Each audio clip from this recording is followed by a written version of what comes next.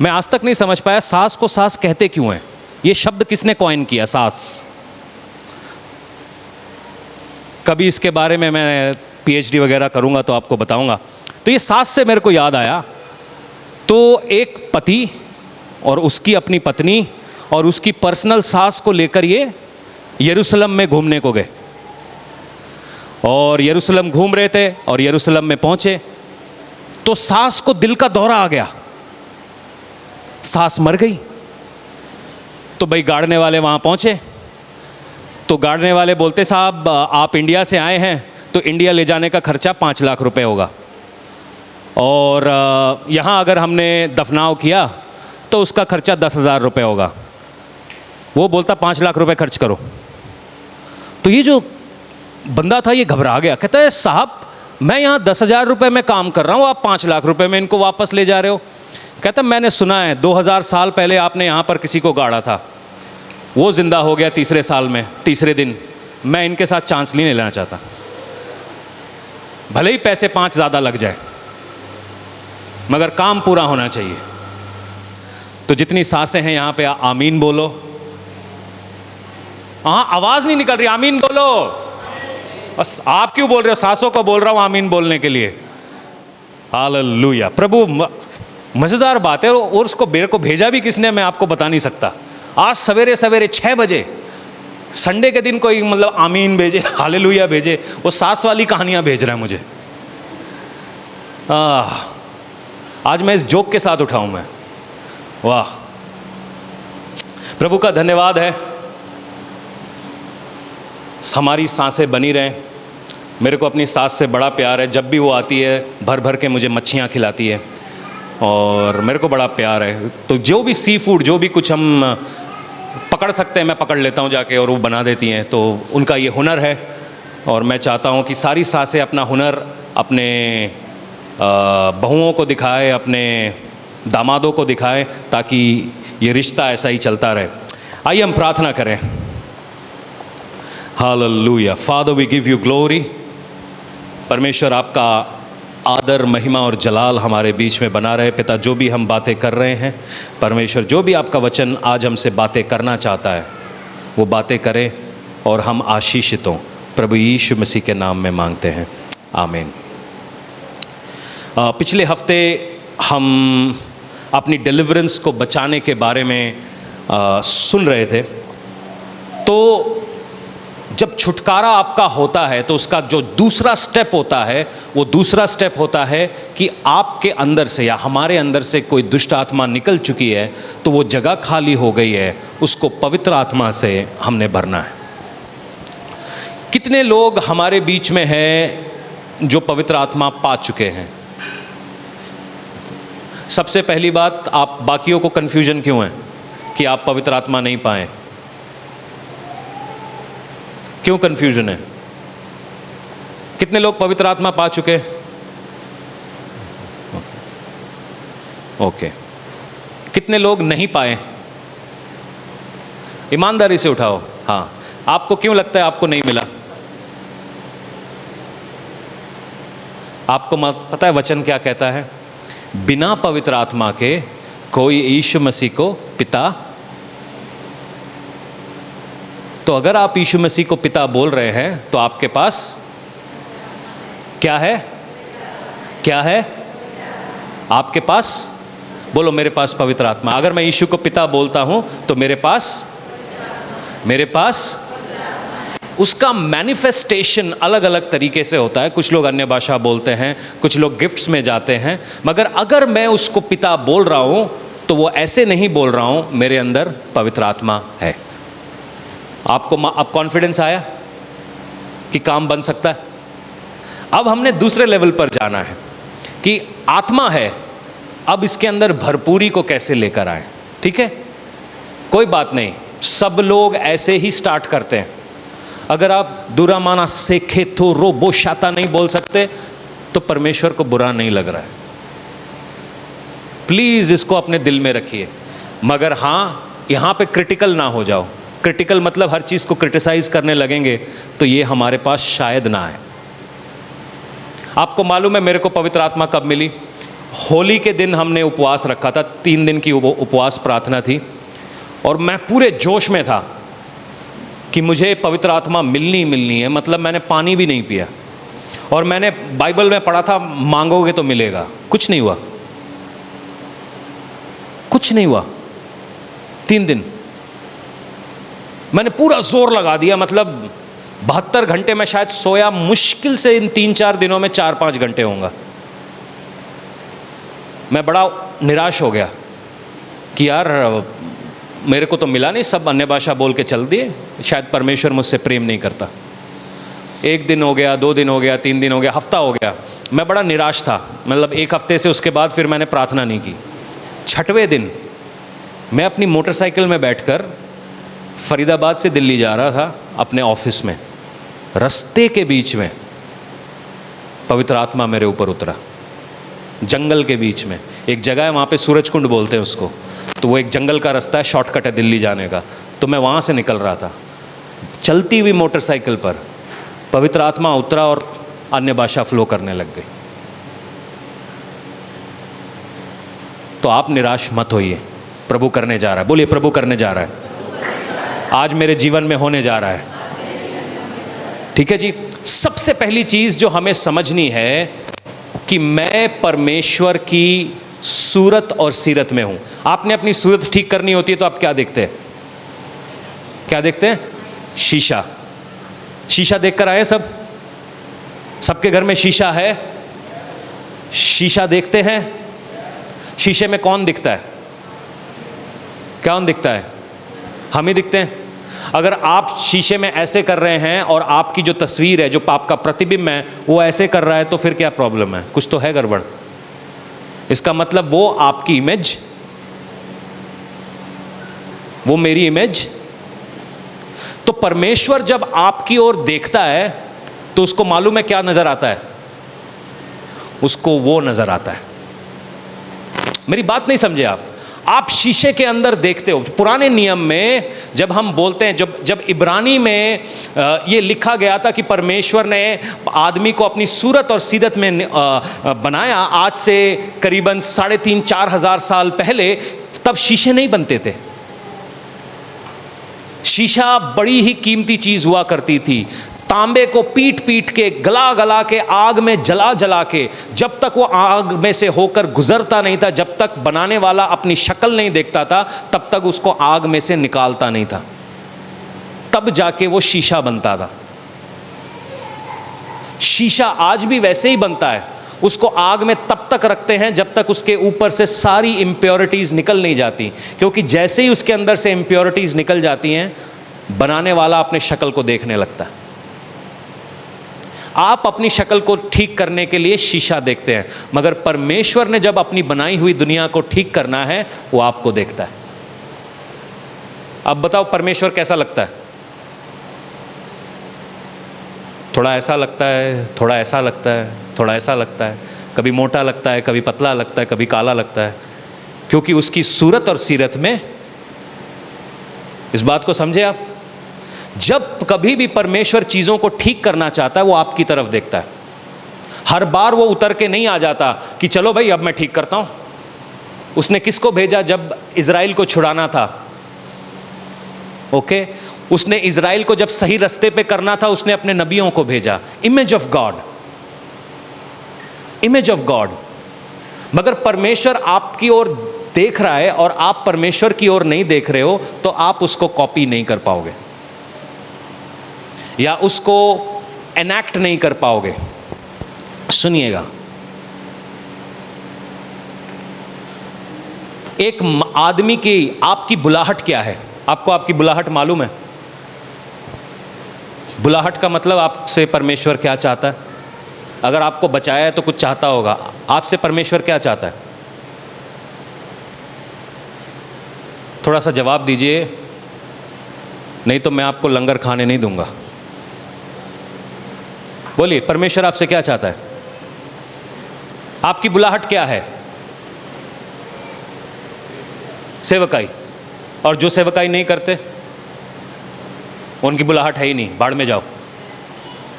सबकी एक बेसिक बुलाहट है, आपको अपने बनाने वाले को दिखाना है। आपका काम है परमेश्वर को। यीशु मसीह कहता है मैंने अपने बाप को स्वर्ग में देखा है और जो मेरा बाप स्वर्ग में करता है मैं उसको। आपका काम क्या है? यीशु मसीह को दर्शाना, to show Christ, to show. बोलो मेरा काम क्या है? यीशु को दिखाना। अब हमारा ये जो यूथ मीटिंग में आए थे उनको मालूम है कि यीशु दाढ़ी के ऊपर कुंडी बना के लड़कियों को नहीं देखता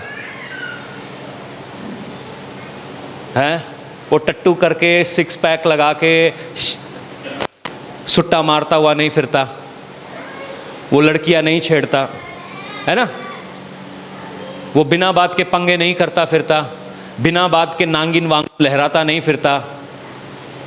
ये बात आपको मालूम है ना? हाँ ना? यीशु क्या करता है? सारी दुनिया को अपना पिता दिखाता है। यही हमारा काम है, ये हमारी बुलाहट है। हमें मालूम चल गया पवित्र आत्मा हमारे अंदर है, हमारी बुलाहट है प्रभु यीशु को दूसरों को दिखाना। सवाल क्या है? जब आपके अंदर विश्वास आया तो कैसे आया? कभी आपने सोचा विश्वास आपके अंदर आया कैसे? कैसे आया? प्लीज बताइए ना, विश्वास आया कैसे?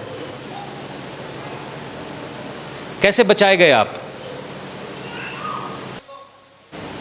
कोई यीशु को पहचानता था, मगर कोई आया, उसने आपको वचन सुनाया, आपके दिल में आया कि यीशु है, आप मान लिया। आमीन। प्रभु यीशु पर विश्वास आपके दिल का प्रोडक्ट है। आपके दिल में किसी ने विश्वास का बीज बोया, वो फल लाया। मगर प्रकाशन आपके नए मन का प्रोडक्ट है। जब वचन आपसे बातें करता है, आपका दिमाग नया हो रहा है, आप बातों को पकड़ लेते हो। कई लोग बोलते हैं मैं बाइबल पढ़ता तो हूं, मुझे समझ नहीं आता। आप प्रार्थना करो कि आपका मन नया हो जाए। जब आपका दिमाग नया हो जाएगा, बाइबल आपसे बातें करने लगेंगी। आप प्रार्थना के, हम क्या करते हैं, तुक्के में बाइबल खोलते नहीं, प्रार्थना करके परमेश्वर खुद बताएगा। आज हबक्कुक खोल, आज नहूम खोल, आज मती खोल, आज खुद बताएगा, हाथ पकड़ के आपको बताएगा, आपको सिखाएगा।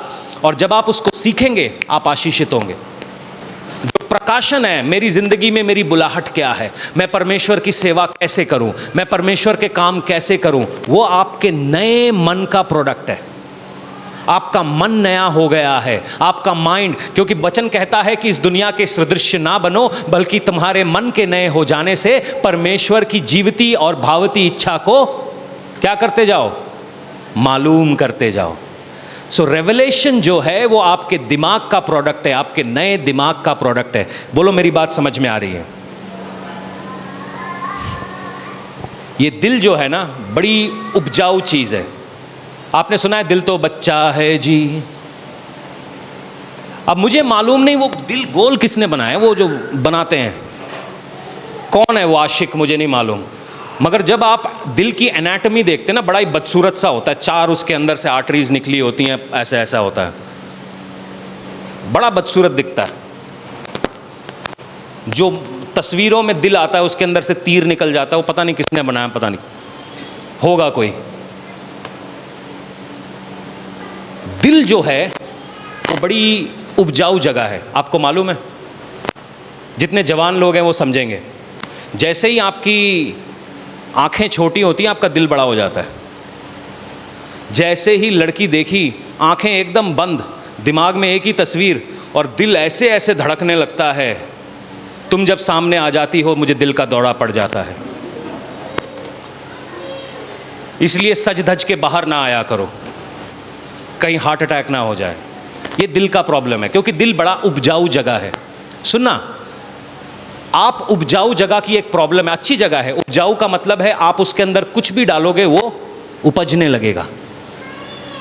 आपने उसके अंदर गंद डाला, गंद उपजने लगेगा। आपने उसके अंदर अच्छा बीज डाला तो अच्छा बीज भी उपजने लगेगा। इसलिए यीशु मसीह कहता है, बोने वाला बीज बोने चला, कुछ दाने राहों पर गिरे और परिंदों ने चुग लिए, कुछ दाने कांटों में गिरे, वो फूले मगर बढ़ नहीं पाए, कुछ दाने उपजाऊ ज़मीन पर गिरे और वो फलने लगे। जितने माँ बाप हैं उनको मेरी इंस्ट्रक्शन है कि अपने बच्चों से बात करो, अपने बच्चों से। अगर तुम नहीं बात करोगे तो दुनिया बात करने लगेगी। माँ बाप थक के आते हैं घर में, वो 12 घंटे की ड्यूटी, अब मैं अपने बच्चे को क्या बोलूं? वो जैसे ही कूदने लगता है हमारे हाथ में बैंत चलने लगते हैं उसके ऊपर। यही आप गलती कर रहे हो। आप अपने बच्चे के दिल में बीज नहीं बोगे तो शैतान बीज बो जाएगा, क्योंकि ये दिल बहुत उपजाऊ जगह है। बोलते रहो उनको, वचन बोलते रहो, सिखाते रहो। अच्छा बेटे, आज तुम्हारे स्कूल में क्या हुआ? डैडी उस लड़के ने मुझे मारा। कोई बात नहीं बेटा, परमेश्वर का वचन कहता है आप क्षमा करो, परमेश्वर आपकी जंग लड़ेगा। कीप टॉकिंग, बोलते रहो। अपने घर में आके अपने बच्चों से, अपनी पत्नी से आपका फर्ज बनता है बात करना। बहनों से बोलता हूं, बात करो, वचन सुनाओ अपने पति को। आपका पति घर आता है, उसको आज तेल मुक गया, आज वो बढ़िया आया था पैसे लेने, शन्नो बुआ ने नई साड़ी खरीदी है, फॉरगेट अबाउट इट। आज परमेश्वर ने मुझसे ये बात करी, परमेश्वर ऐसा कह रहा है कि वो हमारे जीवन में ये करने जा रहा है, ऐसे करने जा रहा है, ये बात होने जा रही है। ये बातें करने से शुरुआत करिए। मेरी बात समझ में आ रही है? हम क्या करते हैं? हम पहले कंप्लेन करते हैं। आज कंप्लेन बंद, वचन सुनाना चालू। बोलो, कंप्लेन बंद, वचन चालू।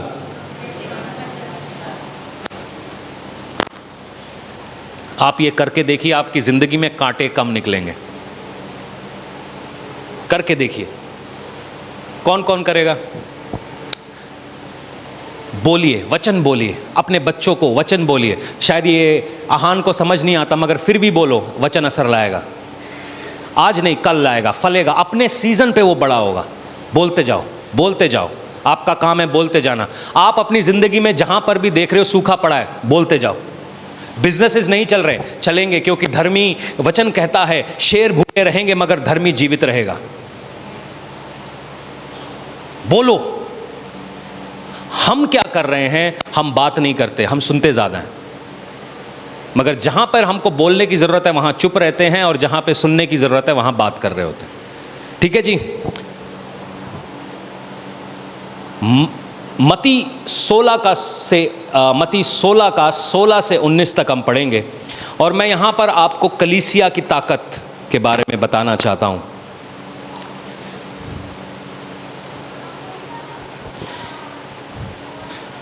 वचन यूं कहता है,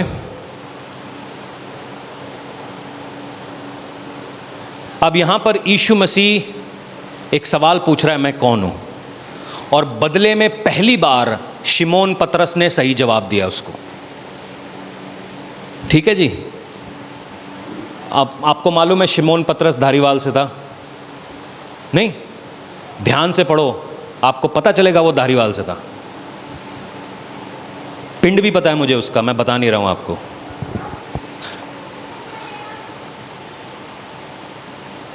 सोलहवीं आयत कहती है, शिमोन पतरस ने उत्तर दिया, तू जीवित परमेश्वर का पुत्र मसीह है। यीशु ने उसको उत्तर दिया है, शिमोन योना के पुत्र, तू धन्य है, क्योंकि मांस और लहू ने नहीं, परंतु मेरे पिता ने जो स्वर्ग में है यह बात तुझे प्रकट की।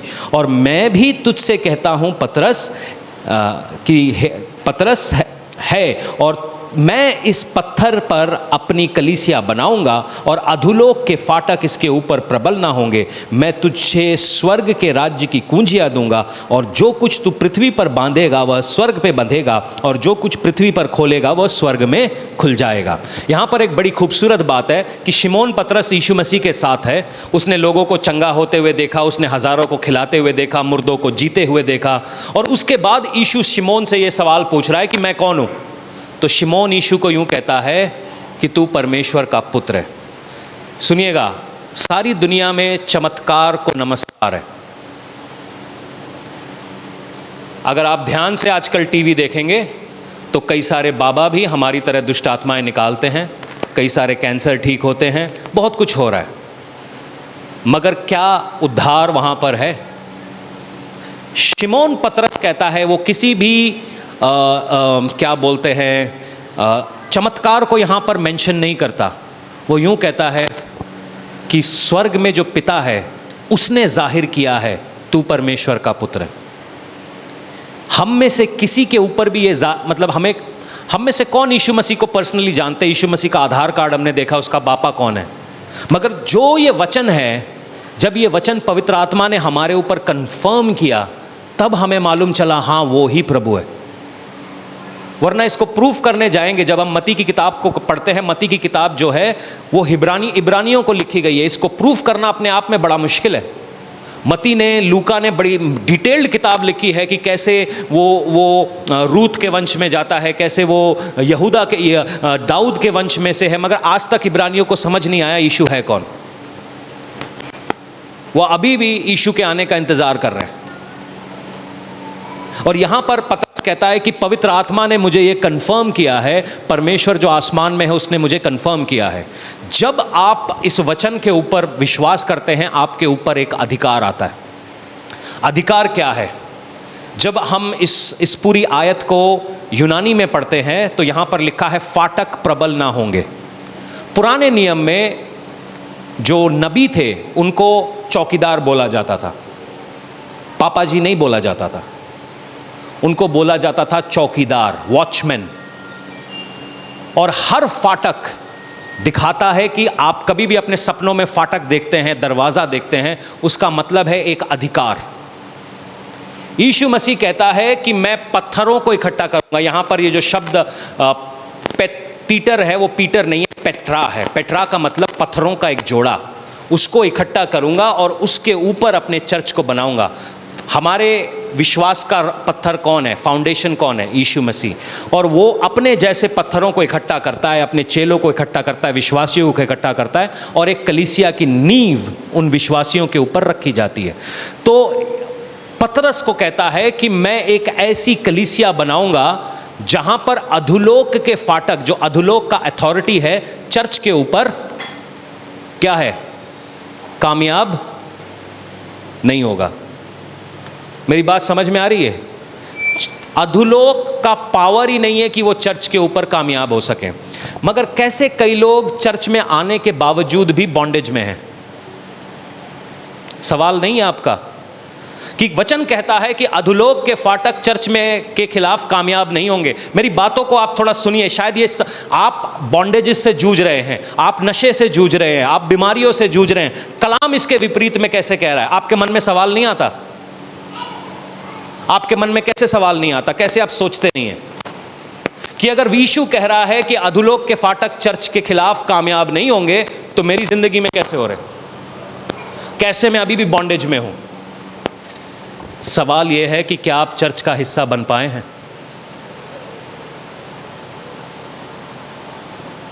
क्या आप चर्च में शामिल हो पाए हैं? कुर्सी भरने का मतलब चर्च नहीं है। चर्च के मेंबरशिप फॉर्म में आपका नाम आ जाने का मतलब चर्च नहीं है। कुछ लोग चर्च से आपको मिलने आते हैं, इसका मतलब आप चर्च नहीं बन गए। चर्च क्रिस्त से शुरू होता है। क्या क्रिस्त आपके जीवन का हिस्सा बना है? जब हम दो आटों को लेकर एक साथ मिला देते हैं, आटे आटे में फ़र्क रह पाता है? एक बन जाता है, एक बॉटी बन जाता है। उसी आटे में से एक निकाल के आप फ्रिज में रख दीजिए, उसी आटे में से एक निकाल कर आप रोटी बना लीजिए, है तो सेम आटा। क्या आप यीशु के साथ एक हो पाए हैं? सवाल नंबर 1। क्योंकि जैसे ही हम यीशु के साथ एक हो जाते हैं, इस वाचा के हिसाब से अधोलोक के फाटक प्रबल नहीं होते। और उसके बाद यीशु यहाँ पे नहीं रुकता। वो यूँ कहता है, जिसको तुम स्वर्ग में बांधोगे वो स्वर्ग, धरती पर बांधोगे वो स्वर्ग में बंध जाएगा। जिसको तुम स्वर्ग में खोलोगे वो धरती पर, यहाँ पर खोलोगे वो स्वर्ग में खुल जाएगा। आपको अधिकार मिलता है। जैसे ही आप वचन में चलते हो, वचन को मानते हो, वचन की बातें सुनते हो, आपके ऊपर पावर आ जाता है। आपको मालूम है वचन और यीशु एक है। वचन देहधारी हुआ और हमारे बीच में क्या करने लगा? तो वचन और यीशु अलग है क्या? वचन और यीशु एक है। हम कैसे यीशु को मान लेते और वचन को छोड़ देते? आपको प्रॉब्लम समझ आ रही है आपकी? यीशु मेरा प्रभु है, मगर करनी मैंने अपने दिल की है, क्योंकि दिल तो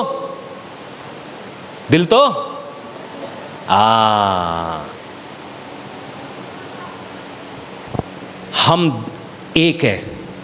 वचन और यीशु दोनों एक है। बोलिए, वचन और यीशु एक है। और अगर आप यीशु में एक होना चाहते हैं तो आपको वचन को भी मानना पड़ेगा और यीशु को भी। आपके दिल की नहीं सुन सकते आप, आपके दिल को वचन की सुननी पड़ेगी। सिस्टम समझ रहे हैं गड़बड़ कहां हो रहा है? पास्टर जी मेरा मन ही नहीं मानता, मन करता है मैं मेरे मजनू के बाइक के पीछे घूमूं और घूमती रहूं, पेट्रोल ही ना मुके कभी। दिल तो कंट्रोल पाओ जी, कंट्रोल। वचन लगाम है, क्योंकि अगर बाइक पे भी चलोगे तो 60 से ऊपर नहीं जा सकते, 80 तक पहुंचे गिर जाओगे, चोट लगेगी। 60 बज जानी है तनु जे, फिर 60 बज गई तो अथरू आने हैं। और जब परमेश्वर के बिना अथरू आएंगे तो पूछने वाला भी कोई नहीं है। दिल तो, मगर मैं जवानों से बात कर रहा था कि जब मैं बच्चों की तरह था तो मैं बच्चों जैसी बातें करता था, मगर अब मैं बड़ा हो गया हूं, मैं सयानों सी बातें करता हूं, न्यानों सी नहीं। अब मेरा दिल बच्चा नहीं रहा जी, मैच्योर हो गया है, मर्द बन गया मैं, मर्द बन गया। मर्द मुंह के दाढ़ी रखने से मर्द नहीं बनता, दिल रखने से मर्द बनता है। ठीक है जी, इसके लिए यूथ मीटिंग में आपको आना चाहिए था, मगर आगे हम इस बात को समझेंगे कि चर्च के पास एक पावर है। जैसे ही चर्च वचन में चलता है, वचन आपको अधिकार देता है। और अधिकार क्या है कि चर्च, ये जो अधोलोक के फाटक है वो मेरे खिलाफ प्रबल नहीं होंगे। फाटक गायब नहीं होंगे, फाटक रहेंगे, मगर वो प्रबल नहीं होंगे। आप कई बार चर्च में आते हैं, एक आदमी आत्मा में झूम रहा है, ऐसे उसके ऊपर पवित्र आत्मा काम कर रही, 4 हंस रहे हैं क्यों? एक के ऊपर, क्योंकि वो एक्सपीरियंस कर रहा है आत्मा को, बाकी 4 तमाशा देखने आए हैं, बाकी 4 तमाशा देखने आए हैं। और कुछ उनमें से होते हैं हम नहीं करेंगे, स्लेन भी हो रहे होते हैं ना, हम नहीं स्लेन होंगे, गिरा के दिखाए। एक मैं बंगाल में गया अभी, तो वहाँ पे एक अविश्वासी मेरे पास आया, सब लोग स्लेन हो रहे थे वहाँ पर। अविश्वासी है ना, ऐसे खड़ा था वो, ऐसे अटेंशन, तो स्लेन नहीं हुआ। और मेरी आदत है नहीं मैं धक्का धुक्का दूँ, ठीक है। अर्सला एलिशा बहुत अच्छा खेलती है स्लेनिंग, आप कभी देखना, बाल वाल पकड़ के नीचे गिरा देती है, होगी प्रार्थना, ठीक है जी। तो वो आदमी आया और कहता, जिसने उनको मीटिंग में बुलाया था, कि तुम्हारा पास्टर मुझे गिरा नहीं सका। वो फिर आया, पास्टर जी वो गिरा नहीं। मैंने कहा मैं क्या करूं? 5 मिनट के बाद मैंने देखा वो अंदर, मतलब हम घर के बाहर मीटिंग कर रहे थे, वो घर के अंदर लेटा हुआ और 45 मिनट तक नहीं उठा। मैंने कहा अब उठाओ जाके उसको, कम से कम खाना। कहते मेरे घर शरीर से गर्मी निकल रही है। मैंने कहा गिरा नहीं तो अब गर्मी कहाँ से निकल रही है, लेटे रहने दो उसको। क्योंकि हमें मालूम नहीं है कि कैसे रिस्पॉन्ड करना है। हम दुनिया को भी देख रहे हैं और परमेश्वर को भी। फॉरगेट अबाउट इट, आप गेट के बाहर दुनिया को छोड़ के आओ। ये बात हम अगले हफ्ते करेंगे कि हम दुनिया में होते हुए भी दुनिया के कैसे नहीं है। गेट के बाहर आप छोड़ के आओ उसको, मगर यहाँ पर जब हम आते हैं तो हमारा दिल परमेश्वर को ढूंढने वाला हो जाए। और जैसे ही हमारा दिल वचन में चलता है, परमेश्वर को ढूंढता है, नरक के फाटक हमारे खिलाफ प्रबल होंगे नहीं। आपको अधिकार मिलता है, जिसको आप बांधोगे वो बंध जाएगा, जिसको आप खोलोगे वो खुल जाएगा। बांधना किस किस को है? बोलो, बांधना किस किस को है? नशे को बांधिए, जादू टोने को बांधिए, शैतान के कामों को बांधिए, कब्रों के कामों को बांधिए। खोलना किस किस को है? जो गरीबी की आपके आजू बाजू चेन बंधी हुई है, जो उधार का चेन आपको बंधा हुआ है, जो डिप्रेशन आपको आ रहा है, जो ऑपरेशन आपको आ रहा है, उसको खोलिए। वचन आपके सामने, वचन आपके सामने, ये अधिकार आपके हैं अगर आप परमेश्वर में एक होकर चलते हैं तो। तकलीफ क्या होती है? हम दुनिया में भी चलते हैं, परमेश्वर में भी चलते हैं, वो जो चलने वाला है नहीं। ये तो परमेश्वर में चलेंगे, आपके पास अधिकार रहेगा। दूसरा, मत्ती 6:23 कहता है, seek ye first the kingdom of God and his righteousness, कि परमेश्वर के धर्म और राज्य की खोज करो। जब मती ये इब्रानियों को लिख रहा था द किंगडम ऑफ गॉड, तो किंगडम ऑफ गॉड राज्य परमेश्वर का, क्योंकि वहां पर इब्रानी लोग परमेश्वर का नाम नहीं लेते, तो क्या राज्य और राजा को अलग किया जा सकता है? राज्य और राजा कभी अलग नहीं किए जा सकते। अपने घर को आप क्या बोलोगे? आप जब अपने घर में जाएंगे उसको क्या बोलेंगे? किसका घर है वो? मेरा घर है। ये तो नहीं बोलोगे कि वो ईंट है, कुछ दरवाजे हैं, थोड़ा सीमेंट है, मेरा घर नहीं है। मगर जैसे ही आप अपने घर में जाते हैं आप उसको अपना घर बोलते हैं, ठीक है? जैसे ही आप उसको चर्च में जाते हैं उसको बोलते हैं मेरा चर्च है। उसी प्रकार से परमेश्वर का राज्य भी और परमेश्वर भी एक है, क्योंकि जो प्रिंसिपल्स परमेश्वर के हैं वही उसके राज्य में फ्लो करते हैं।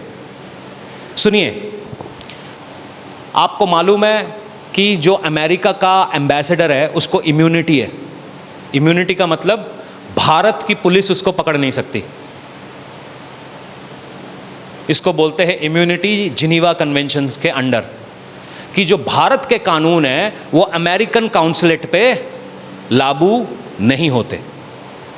उसी प्रकार से दुनिया के कानून हमारे ऊपर लागू नहीं होते, क्योंकि मैं उसके धर्म की खोज कर रहा हूं, उसके राज्य की खोज कर रहा हूं। जब मैं उसके राज्य के अंदर चला जाता हूं तो जो कानून उसके राज्य के हैं वो मेरे ऊपर लागू होते हैं, बाहर के नहीं। इज़राइल, तेरे विरोध में जादू टोना काम नहीं करेगा। कोई बाबा तेरे रास्ते को रोक नहीं सकता, क्योंकि मैं उसके। समझ नहीं आ रही? सारे सो गए? पास्टर जी मेरे लिए प्रार्थना करेंगे, मेरे को थोड़ा सा रिस्पॉन्स दो, क्योंकि मैं आज आपको फ्री होना सिखा रहा हूं। ये पिछले 2-3 हफ्ते से आपको मालूम है मैं 40 दिन से रोज़ा रख के बैठा हूं।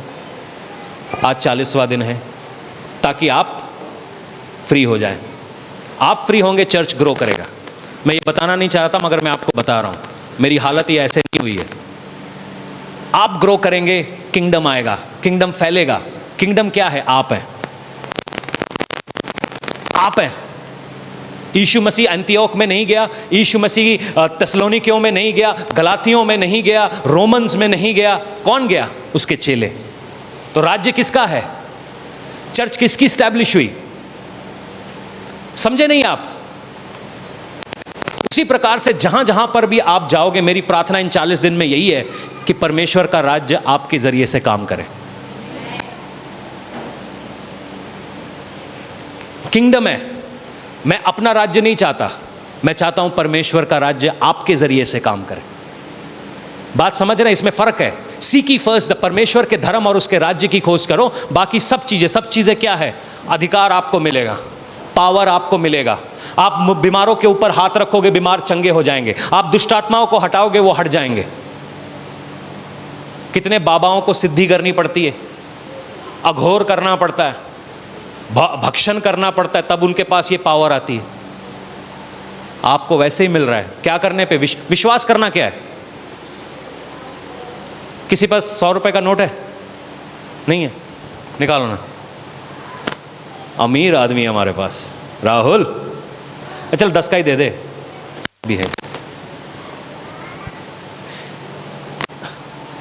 ये क्या है?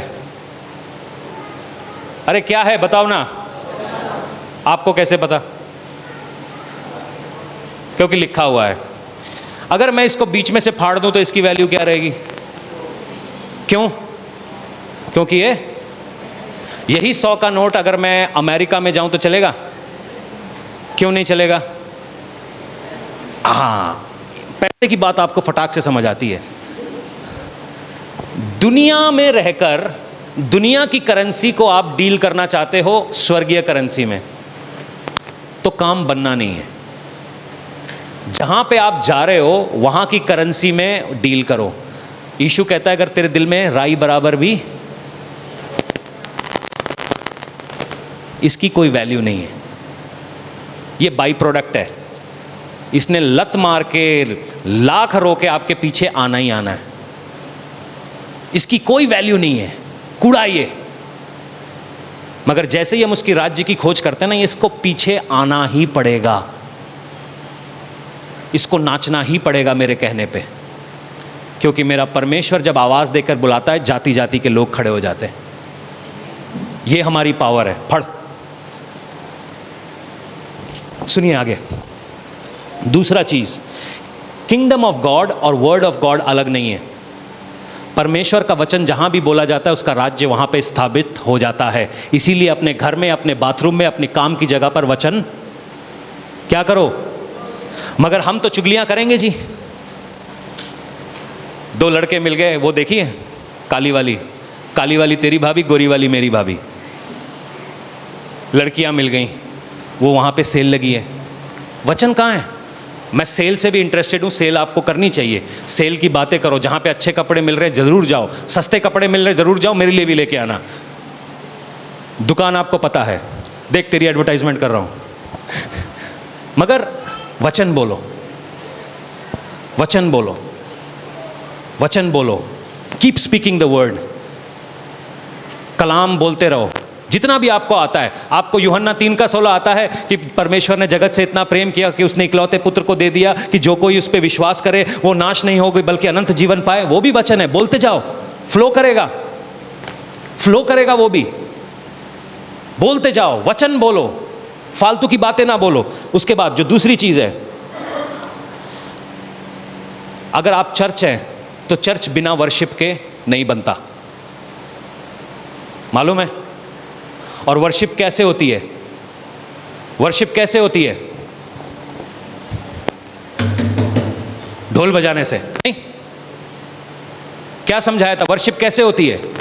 गीत गाने से, होसेना है। वर्शिप कैसे होती है? वर्शिप होती है रूह और सच्चाई से। और दूसरी चीज, वेदी पे कुछ लिटाने से। सबको आग चाहिए मगर वेदी पे वो कुछ लिटाना नहीं चाहते। आज प्रभु की वेदी पर क्या देकर जाना चाहते हो? आग चाहिए ना, पेंतिकुस्त की आग चाहिए, तो लिटाओ कुछ। सुनिए, वर्शिप क्या है? अब्राहम और इसहाक, आप जब जेनेसिस 22:5 को पढ़ते हैं तो वहां पर ऐसा होता है, अब्राहम, इसहाक और अब्राहम का एक नौकर है, वो कहते हैं, वो जा रहे हैं। आप देखेंगे अब्राहम अपने नौकर को बोलता है, तू गधियों के साथ रहे, मैं, मेरा बेटा कुछ दूर पर जाकर आराधना कर कर लौट आएंगे। और आराधना वो कैसे कर रहा था? अपने बेटे को ही आराधना की जगह के। ना उसके पास कोई गिटार था, ना वो गीत गाने वाला व्यक्ति था, मगर वो कुछ चीज़ों को परमेश्वर के लिए बलिदान कर रहा था। आप वर्शिप करना चाहते हैं, बलिदान करना सीखिए। और जहाँ कहीं पे भी बलिदान होता है, परमेश्वर की आग वहाँ पर उतरती है। आज आप क्या चर्च में छोड़कर जाना चाहते हैं? पैसा आप अपने पास रखिए, नहीं चाहिए। अपना घमंड दे के जाओ, अपना गुस्सा दे के जाओ, अपना झूठ दे के जाओ, अपनी लालच दे के जाओ। लिखो एक एक चिट्ठ पे कि मैं आज यहाँ पर उसको छोड़ के जा रहा हूँ। कई चर्चों में मुझे समझ नहीं आता, वो खुले दे दो जी, अगली हफ्ते आना, अगले हफ्ते आना। दान नहीं है वापस ले लो, दान डाल के उसमें से निकालो मत। जो दे दिया सो, जो भी आज आप एक चिट बनाइए, जो भी आप अपनी बातों को छोड़ना चाह रहे हैं, और यहाँ पर उसको डाल के जाइएगा और उसको वापस नहीं उठाना। वर्शिप वो है, आग आएगी जब आप कुछ चीज़ों को वेदी पर लिटाओगे। उसके आगे, सैक्रिफाइस प्रोड्यूसेस फायर। तीसरी चीज़, यूहन्ना 16 उसका 7 से लेकर 14। तो भी मैं तुमसे सच कहता हूं कि मेरा जाना तुम्हारे लिए अच्छा है, क्योंकि यदि मैं ना जाऊं तो वह सहायक तुम्हारे पास, क्या तुम्हारे पास? आपने देखा, एक गया और एक जाता है और एक आता है। एलिया को जब उठाए जाते हुए देखा, एलीशा एलिया के पीछे पीछे घूमता रहा, सालों तक उसके जूते उठाता रहा, उसकी सेवा टहल करता रहा, मगर एलिया कहता है जब तक तू मुझे उठाए जाते हुए ना देखे तब तक तू दुगना मस्सा।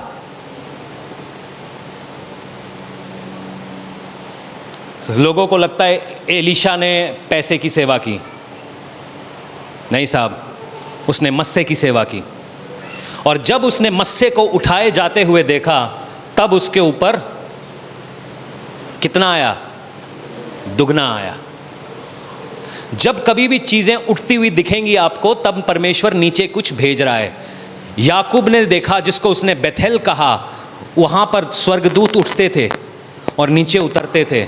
जब भी हमारी प्रार्थनाएं हैं वो ऊपर जाती हैं और आशीष लेके, तो जब कभी भी आपको स्वर्गदूत उठते बैठते दिखे तो इसका मतलब जवाब जा रहे हैं, जवाब आ रहे हैं। सुनिएगा, उसके बाद यीशु मसीह यूं कहते हैं, तो भी मैं तुमसे सच कहता हूं कि मेरा जाना तुम्हारे लिए अच्छा है, क्योंकि यदि मैं ना जाऊं तो वह सहायक तुम्हारे पास ना आएगा, परंतु यदि मैं जाऊंगा तो वह तुम्हारे पास भेजूंगा। वह आकर संसार को पाप और धार्मिकता और न्याय के विषय में निरुत्तर करेगा। पाप के विषय में इसीलिए कि वह मुझ पर विश्वास नहीं करते, और धार्मिकता के विषय में इसीलिए क्योंकि मैं पिता के पास जाता हूं और तुम मुझे फिर ना देखोगे। न्याय के विषय में इसलिए कि संसार का सरदार दोषी ठहराया गया है। मुझे तुमसे और भी बहुत सी बातें कहनी हैं, परंतु अभी तुमसे उन्हें सह नहीं सकते। परंतु जब वह अर्थात सत्य का आत्मा आएगा तो तुम्हें सब बातें सत्य का मार्ग बताएगा, क्योंकि वह अपनी ओर से ना कहेगा, परंतु जो कुछ सुनेगा वही कहेगा और आने वाली बातें तुम्हें बताएगा। वह मेरी महिमा करेगा। क्या करेगा? पास्टर जी की, पास्टर जी ने प्रार्थना की और सब चंगे हो गए। पास्टर जी बहुत बड़ी गवाही है। आपने देखा ऐसा कहीं होते हुए? अकाल आ गया कहीं पे। Man worship is not from Bible. जहां आदमी को सर पे चढ़ा लेते हैं, मैं ये नहीं बोल रहा हूं आदमी को जूते से मारो, आदमी का आदर करो, मगर परमेश्वर की जगह पवित्र आत्मा क्या कहता है? आपने कभी भी पौलुस को ऐसा गवाही लेते हुए सुना? मुर्दे जिंदा हो गए। क्या पौलुस ने ये बोला कि मैंने किया है? कहां सो गए आप लोग? तो फिर आप ये वाले वीडियोस कैसे देखते हो? आपको हजम कैसे होती है? हजम कैसे होती है आपको कि कोई मेरे परमेश्वर की ग्लोरी ले रहा है और आप हजम कर लेते हो इन बातों को? उन मिनिस्ट्रीज में जाके बैठते हो, कोई मेरे परमेश्वर की ग्लोरी ले रहा है, जिसने मेरे लिए कतरा कतरा लहू बहा दिया, जिसने मेरे लिए कुछ भी नहीं छोड़ा, जिसने मेरे को, मतलब मैं मर रहा था, मेरी जगह वो मर गया, और कोई मेरे परमेश्वर की जगह ले सकता है? ऐसा कौन है जो मेरे प्रभु की जगह ले सकता है? कौन है मेरे प्रभु की जगह लेने वाला? मेरा खून खौल उठता है ऐसी आवाजों को सुनने के बाद। इनसे पूछना, जब भी टेढ़े मेढ़े गाने चलते हैं मैं वहां से भाग के आता हूं नीचे, बंद कराऊं, जबकि मुझे सुनाई भी नहीं दे रहा, मगर मेरी स्पिरिट में मुझे लग रहा है कोई चीज सही नहीं हो रही। कुछ गानों को सुन के मैं जानता भी नहीं मेरा उन्होंने क्या लिया है, मेरी कौन सी खेत में उसने अपना भैंस छोड़ा है, मेरा कोई फर्क नहीं है, मगर मेरी स्पिरिट में मैं बड़ा डिस्टर्ब हो जाता हूं। मेरी रूह के अंदर मैं पीसफुल नहीं रह पाता हूं, क्योंकि कोई मेरी प्रभु की जगह कैसे ले सकता है? मेरे प्रभु के जैसा कौन है? आप बता दो पूरे दुनिया में प्रभु यीशु के मसीह के जैसा एक दिखा दो, मैं आज सेवकाई छोड़ दूंगा। एक नहीं है पूरी दुनिया में। और हमारे को समझ ही नहीं लग रहा हो क्या रहा है। मैं ये नहीं बता रहा हूं do not respect the anointed of God. वचन कहता है अभिषिक्त का आदर करो। अभिषिक्त को हम यही सिखा रहे थे, एक दूसरे को प्यार करो, एक दूसरे का आदर करो, मगर परमेश्वर की जगह किसी को मत दो। सुनिएगा, वचन क्या कहता है कि वह मेरी महिमा करेगा। होली स्पिरिट हमेशा परमेश्वर की महिमा करता है। जिस चर्च में परमेश्वर की महिमा नहीं होती वो चर्च नहीं है, बाजार है। किसी को तो समझ आई बात? कोई तो आमीन कहे। हालेलुया। चलो, कुछ दीवाने सही भी हैं धारीवाल में। परमेश्वर के दीवाने बनो, अपने आप को प्रभु में ढूंढो, खो जाओ, कोई प्रॉब्लम नहीं है, वापस ढूंढ के आ जाएंगे। सुनिएगा आगे वचन क्या कहता है, जो कुछ पिता का है वह सब मेरा है, इसीलिए मैंने कहा है कि वह मेरी बातों से लेकर तुम्हें बताएगा। ये है चर्च फ्लो। हमारी प्रार्थनाओं को स्वर्गदूत ऊपर लेकर जाते हैं, पवित्र आत्मा जवाब के साथ हमारे पास उतरता है। ये है फ्लो। जब आपका टाइम आएगा आपकी फिक्स डिपॉजिट मैच्योर ज़रूर होगी। अगर आप 10% सोच रहे हो उसकी जगह 20% परमेश्वर देता है। प्रभु ने किसी का उधार नहीं रखा। जितने लोग बांट जो रहे हैं, धक्के खा रहे हैं, जूते खा रहे हैं, जिल्लत झेल रहे हैं, मैं बोल रहा हूँ डबल मान आने वाला उनके पास। प्रभु के लिए, अपने घमंड के लिए नहीं, अगर आप प्रभु के लिए खड़े हैं प्रभु डबल करने वाला है। सुनिएगा, पोर्टल्स खुलता है। आपको क्या लगता है, यीशु मसीह जब 40वें दिन उठा लिए गए, उन्होंने कहा कि आप एक कमरे में बैठ जाओ यरूशलेम के अंदर। यरूशलेम में क्या था? खतरा। ढूंढ रहे थे वो यीशु के चेले कौन है। 120 एक कमरे में बैठे हुए। फर्ज कीजिए ये कमरा है, उसके अंदर 120 दिन रात बैठे और प्रार्थना कर रहे हैं। आपको दम चाहिए। एक आदमी नहीं, दो आदमी नहीं, तीन आदमी नहीं, 120 एक कमरे में बैठे हैं, सबके सब वायदे के हिसाब से डटे हुए हैं। डर लग रहा होगा क्या उनको? लग रहा होगा जी, अभी नॉक हुआ, दातर कट। पुलिस बुला, पुलिस भी उनके विरोध में। 120 एक कमरे में। क्यों? क्योंकि उसने कहा है कि मैं आ रहा हूं, मैं भेज रहा हूं। उधर नहीं जाना। जैसे ही पास्टर ने उधर देखा, उधर उतौड़े। मैं अभी कुछ इंटरव्यूज़ करने वाला हूँ, अगले हफ्ते में मैं करूँगा। मैं लिख रहा हूँ इन इंटरव्यूज़ को कि क्राइसिस टू क्राइस्ट। पहले कैसे क्रिस्त में थे, फिर शैतान ने भुला फिसला के बाहर बुला लिया। क्यों? हमारे सब के लिए वो एग्जाम्पल होना चाहिए कि हम परमेश्वर से बाहर ना जाएं। जो मैं अगर एक दिन प्रभु ने मेरे को कहा कि एक फलां जगह पर नहीं जाना। कुछ लोग वहाँ पे मीटिंग कराना चाह रहे थे, कहते पास्टर जी ऑफरिंग भी भेज दिया हमने। मैंने कहा मैं ऑफरिंग आपको वापस डाल रहा हूँ। 3 दिन पहले की बात है। हो सकता है प्रभु वापस ऑफरिंग भी आ गई, अब तो चल ले, कर गाड़ी लोड, क्या जाता है। मैंने कहा साहब मैं वहाँ नहीं आ रहा, मैं आपकी ऑफरिंग वापस भेज रहा हूँ, क्योंकि परमेश्वर ने मेरे को साफ कहा है वहाँ नहीं जाना। नहीं जाना तो नहीं जाना, तुम मुझे सोने की थाली में दे दो। 3 दिन पहले की बात है, शायद थर्सडे की बात है। हालेलुया, हो गया स्पीकर का जुगाड़। प्रेज गॉड, प्रभु आप ही ने भेजा। वो भी मीटिंग, होली मीटिंग। इकट्ठा करो सबको, भाई चलेंगे मीटिंग पे। नहीं, वापस ले पैसे, मुझे नहीं चाहिए। जो प्रभु ने मना किया मैं वहां देखूंगा भी नहीं। समझ में आई बात? ये है ओबेइंग। आपको क्या लगता है यूहन्ना बपतिस्मा देने वाले की औकात थी यीशु को बपतिस्मा देने के लिए? यीशु मसीह को देखकर वो कहता है, वो है परमेश्वर का मेमना जो दुनिया के गुनाह उठाता है, कि मैं तेरे जूते के फीते खोलने लायक भी नहीं, मैं तुझे बपतिस्मा दूंगा। यीशु मसीह कहता है जो लिखा है उसको पूरा कर। यीशु मसीह ने अपने वचन को पूरा किया, हम्बल हुआ। पवित्र आत्मा कैसे हम्बल हुआ? वचन को माना, खाली सुना नहीं। क्या किया? जितने लोग पवित्र आत्मा का बपतिस्मा चाहते हैं वचन माने। आमेन। दूसरा चीज, आपको क्या लगता है पवित्र आत्मा आने से पहले क्या होगा? मैं चाहता हूं मत्ती 4 खोलिए और उसका सारे जन एक साथ मिलकर मेरे लिए पढ़िएगा। मत्ती 4 उसकी पहली लाइन पढ़िएगा। क्या लिखा है? तब आत्मा यीशु को जंगल में ले गया। क्या ले गया? ताकि इब्लीस से उसकी परीक्षा हो। तब कौन उसको जंगल में ले गया? शैतान। क्या लिखा है? अंग्रेजी की बाइबल बड़ा वाला एस लिखा है, मतलब होली स्पिरिट। तब आत्मा जंगल में ले गया।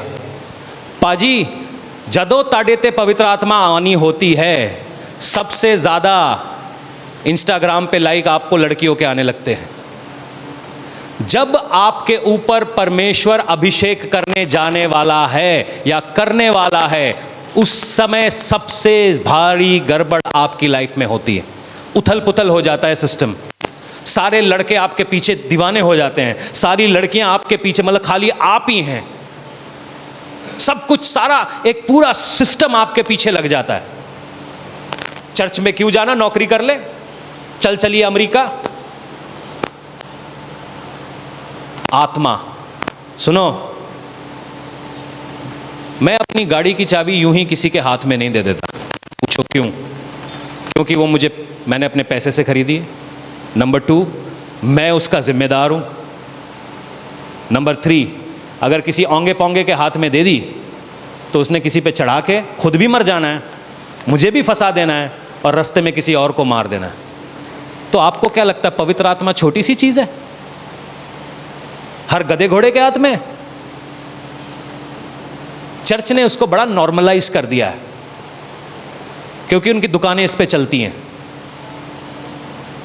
यीशु मसीह जिसको पवित्र आत्मा ने मरियम की कोख में रखा था, जो पवित्र आत्मा के द्वारा सिरजा गया, उसको पवित्र आत्मा का बपतिस्मा लेने के लिए यूहन्ना के हाथ से बपतिस्मा लेना पड़ा और 40 दिन और 40 रात